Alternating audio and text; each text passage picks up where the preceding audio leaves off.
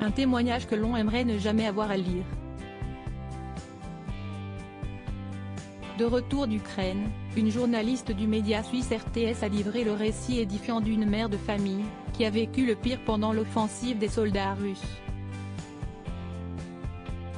Cette habitante de la ville de Boutcha, comme de nombreux autres civils, fait partie de ceux qui ont eu la chance de ne pas perdre la vie sous les bombes de l'armée de Vladimir Poutine.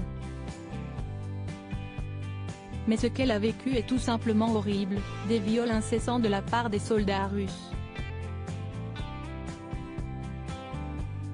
Elle et sa fille ont décidé de briser le silence. Âgée de 38 ans, Ekaterina vit dans une petite maison avec sa fille adolescente et sa maman de 75 ans. Cette dernière est trop âgée pour fuir. Les trois femmes ont donc dû subir l'occupation de Boutcha par la Russie. Voici son récit: ils m'ont demandé de m'agenouiller, puis, ils m'ont dit, ta fille est très belle. Je les ai suppliés de ne pas la toucher. Je leur ai dit, faites tout ce que vous voulez avec moi, mais ne la touchez pas. Ils m'ont forcé à leur faire des fellations. À tour de rôle, ça ne finissait pas, ils défilaient, comme sur un tapis roulant. Ekaterina, une nuit ils sont venus à 8. Alors que je dormais, ils sont venus dans mon lit. Si est pour protéger sa fille qu'Ekaterina a subi des sévices sexuels. Ils s'y mettaient à plusieurs. Je crois que seuls mes yeux et mes oreilles n'ont pas été violés. Il me disait, tais-toi.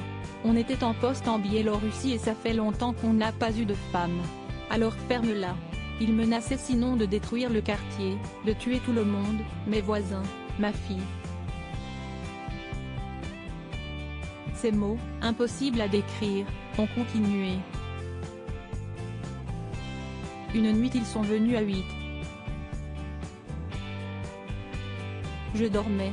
Ils sont venus dans le lit et m'ont touché mais finalement ils sont allés vers ma mère. Ils l'ont violée, les 8 en même temps. Tout à coup, leur regard tournait, et ils devenaient fous.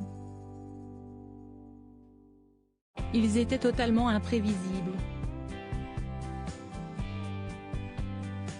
J'ai vraiment eu le sentiment qu'on n'avait pas devant nous des soldats mais des gens échappés de l'hôpital psychiatrique. Qu'on leur avait donné des armes, et envoyé faire la guerre. Ils ne sont pas normaux. Des propos inimaginables qui montrent le pire côté de l'espèce humaine.